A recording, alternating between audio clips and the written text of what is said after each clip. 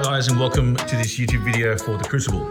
Sorry I haven't uploaded for a while, but as you know, with circumstances being as they are, I can't upload. So nevertheless, you have about 3 weeks roughly to get ready for your HSC. Hopefully I'll figure out my computing skills and upload this in the next couple of days so you'll get the full use out of it, so to speak, because I know that we're working against time, so to speak. So looking at your text, the Crucible, day one, paper one will be human experiences. You know, that people somewhat underestimate that and don't really value it, because you know that the first 5 questions in the read and write section will be all a human experience. You know what the questions are going to be about essentially. So use that concept, and in the same way, tackle the Crucible in the very same manner. So obviously, speaking to lots of my students in the holiday break, I certainly was tealing them some developed teals and some analysis that I've been working on with them, because some of them were questioning me, saying, "Sir, I think I'm getting a bit too confident, or a bit more complacent with these analysis that we've been doing over the terms." So they've been requesting me to give them something with greater depth. So I thought, why not just upload a post? Maybe many of you will be in that situation where you want to dig a bit deeper. You're a bit ambitious now. You're starting to feel quite confident in how you write your essays, and you're probably thinking maybe the human experience element of my text is lacking or could develop further. So here we go. So most of you, I'm guessing, would work on the human experiences of guilt, fear, subjugation, collusion, envy, lust. Okay, those are the sort of more obvious and somewhat lower level human experiences that students or teachers even will discuss with their classes, and you'll find that reflected in the essays. But for you guys who are a little bit more ambitious, well, you're probably looking for something with greater depth. So I thought, why not look at manipulation? But not just manipulation from a straight contextual level from one person to another, which seems quite simple in itself. I'm talking manipulation through religion. Okay, so we're going to look at how theology, and certainly a Puritan community, which, you know, makes that process even more enticing, but even more colluded, I would say, is that if you live in a religious community that is driven by God, it is easy to be corrupted on those same lines. So for example, let's look at Tituba. When witchcraft is first mentioned in the town, why did they attack the weakest person first? Is that an innate part of our human makeup, that we automatically go into defense mechanisms? Is it because she's black and she's a slave that, of course, you attack the person that has the least to lose? She has no wealth, no earnings, being 1600s. She's a possession in that context. So why just attack her? But no, there's far greater depth to how Tituba was attacked. And that's because it is in our behavior pattern and our experiences as being human to protect ourselves initially. Okay, because you don't want to be in that community, you can't be considered witches. So self-protection. But at a greater level, we want to ascend from that. We want to gain notoriety. We want to say, "Oh, look at me. I'm of greater nobility, stature, affluence, wealth." But it gets worse.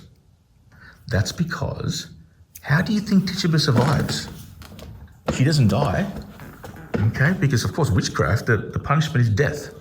How does she survive? She's quite smart in this instance. Obviously, this is good writing from Arthur Miller, but he highlights that Tituba saves herself by making the most prominent members of the community feel like they're doing something good by redeeming her. You see, when they redeem Tituba, their stature goes up. It is still manipulation, because she doesn't need to be redeemed, number one. Number two, there are no witches. And number three, they're lying. So the fact is that the whole thing is still 100% pure manipulation. They know she's a slave and she's going to die. They know she has a lifespan, so to speak, to be used, because she's a, like a workhorse, if we could say that. Okay, in the same way, no voting rights. But the fact is that the way that they saved her life, like they were noble, like they were righteous, like they were people of God, was a farce. But it manipulates, because now everyone looks at them like they are of some worth. And in that instance, they ascend to have power. And that is how manipulation is used. Now it's roughly 5 minutes in, so we've got about 2.5 minutes to go. So I'll just talk about the end of the text and just prove to you that, not only is manipulation apparent from a religious perspective throughout the text, but also at the very end, it's almost a crescendo of the piece, because John Proctor, screams, "It's my name," and then has the choice to be a man that admits to witchcraft and live, or be an honest, good man that never colluded with witches, will ultimately be redeemed by God, or so he thinks. That's the purpose of it, right? From a surface level, we see John Proctor having his wife will live and the name will be honest and not connected to witches, and thus the boys can grow up with an honest and, have a name with integrity, so to speak. That is only on the surface. But ultimately, he wants to die a good man. His name will remain good, but he'll be redeemed by God. That is the essence of his passing and his death. Okay, I mean, it's Puritan society, not to mention just Christianity. It's the most righteous, if I could say that, the most righteous Christians of all, or so they claimed, were the Puritans. But the irony is that they were the most at fault, or the most. But you know what? It makes sense, because the more pressure you put on yourselves to be a perfect, what they call a perfect Christian, the more times you will break out of those shackles. And that's what, in many ways, Arthur Miller tells us.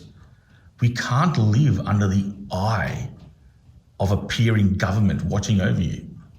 Okay, you can't, because yes, whilst we need law and order, we still need our essential freedoms to be human beings.